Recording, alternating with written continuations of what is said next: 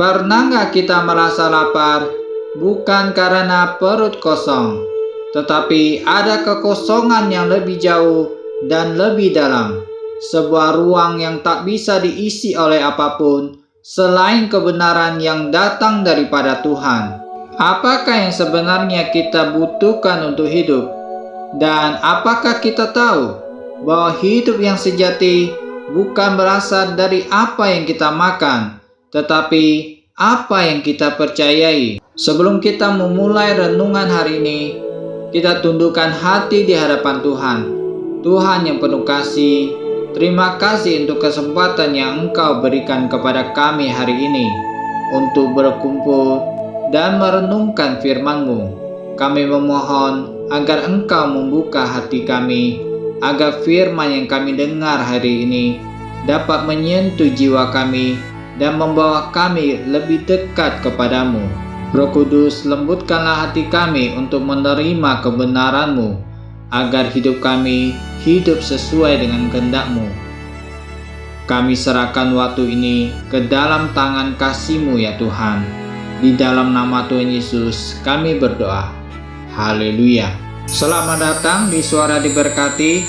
Ayat renungan firman Tuhan hari ini terambil dari kitab Lukas pasal yang keempat, ayat yang keempat.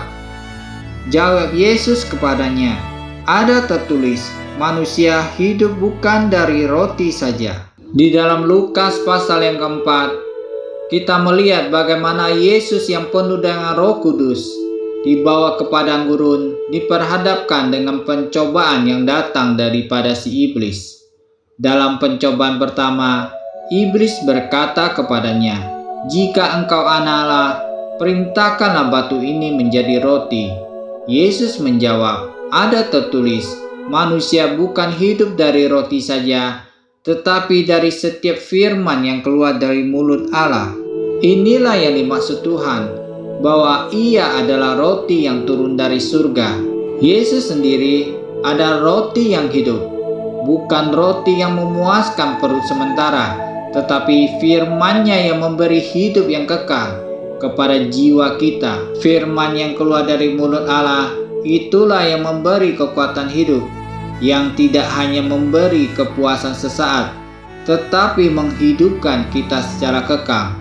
Sebab jika manusia tidak memakan firman itu, ia tidak akan memiliki hidup yang kekal di dalam dirinya. Firman itu turun dari surga dan telah menjadi manusia dan diam di antara kita. Siapa yang percaya akan memiliki hidup yang kekal, tetapi siapa yang menolak akan menerima akibat dari penolakannya. Jangan salah paham, bukan Tuhan yang menghukum, tetapi firman itu sendiri yang menjadi hakimnya bagi setiap hati yang menolaknya. Yesus datang ke dunia ini bukan hanya untuk dilayani, tetapi untuk menjadi penebus bagi umat manusia. Sebagai roti yang turun dari surga, Dia datang untuk memberi hidup yang kekal, agar kita tidak hanya hidup di dalam tubuh ini, tetapi memiliki hidup yang kekal di dalam Tuhan. Saudara yang dikasihi Tuhan, di sebuah desa yang kecil, hiduplah seorang pria bernama Yanto. Sejak kecil, ia selalu diajarkan untuk mengejar kebahagiaan melalui pencapaian duniawi, mencari pekerjaan yang baik, membangun rumah yang megah, dan memiliki segala sesuatu yang dapat menyenangkan hatinya. Namun meskipun ia telah memiliki semuanya, ada satu perasaan yang tak pernah hilang, yaitu rasa kosong di dalam hatinya. Suatu hari setelah menjalani rutinitas yang melelahkan, Yanto merasa jenuh dan kecewa. Ia tidak tahu lagi kemana harus mencari kepuasan. Di tengah kebingungannya, ia teringat akan sebuah pesan yang pernah ia dengar dari seorang pendeta di gereja. Manusia hidup bukan hanya dari roti saja, tetapi dari setiap firman yang keluar dari mulut Allah.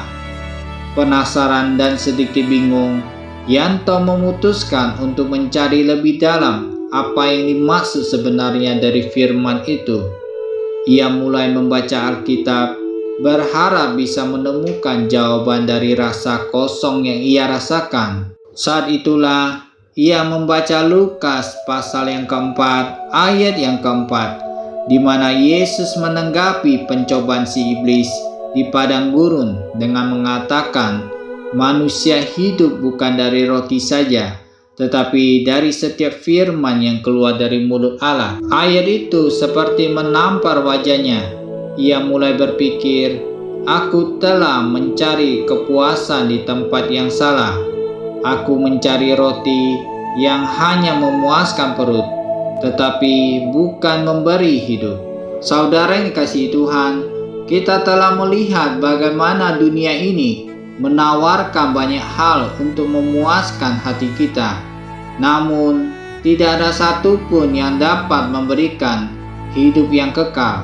Seperti Yanto dalam cerita tadi, kita seringkali terjebak dalam pencarian kebahagiaan yang bersifat sementara, tanpa menyadari bahwa yang kita butuhkan sebenarnya adalah roti yang hidup, yaitu firman Tuhan yang datang dari surga. Hari ini Tuhan mengundang kita untuk datang kepadanya, untuk menerima firman-Nya yang memberi hidup. Mari kita menyerahkan setiap kekosongan hidup kita kepada Tuhan dan mempercayakan diri sepenuhnya pada firman-Nya. Kiranya kehidupan kita yang sesungguhnya, kehidupan yang penuh dengan damai sejahtera, yang hanya bisa ditemukan di dalam Tuhan.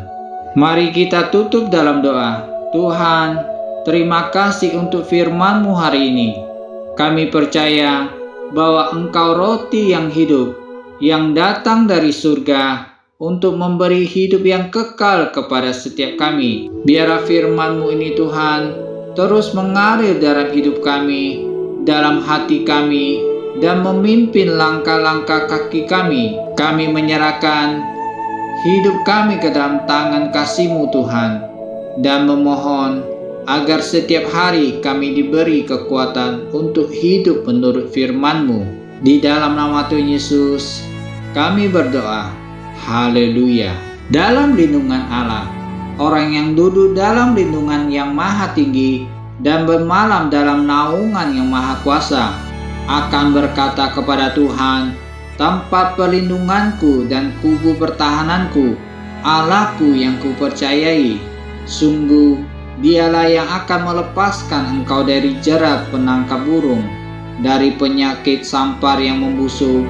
Dengan kepaknya Ia akan melindungi engkau. Di bawah sayapnya engkau akan berlindung. Kesetiaannya ialah perisai dan pagar tembok.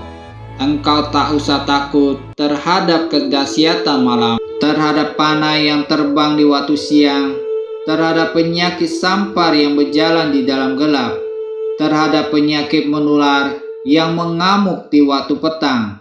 Walau 1.000 orang rebah di sisimu dan 10.000 di sebelah kananmu, tetapi itu tidak akan menimpamu. Engkau hanya menontonnya dengan matamu sendiri dan melihat pembalasan terhadap orang-orang fasik. Sebab Tuhan ialah tempat perlindunganmu, yang maha tinggi telah kau buat tempat perteduhanmu. Malapetaka tidak akan menimpa kamu, dan tulah tidak akan mendekat kepada kemahmu. Sebab malaikat-malaikatnya akan diperintahkannya kepadamu untuk menjaga engkau di segala jalanmu. Mereka akan menatang engkau di atas tangannya, supaya kakimu jangan terantuk kepada batu. Singa dan ular tedung akan engkau langkahi. Engkau akan menginjak anak singa dan ular naga. Sungguh hatinya melekat kepadaku, maka aku akan meluputkannya. Aku akan membentenginya, sebab ia mengenal namaku. Bila ia berseru kepadaku, aku akan menjawab. Aku akan menyertai dia di dalam kesesakan. Aku akan meluputkannya dan memuliakannya. Dengan panjang umur akan kukenyangkan dia, dan akan kuperlihatkan kepadanya keselamatan daripadaku.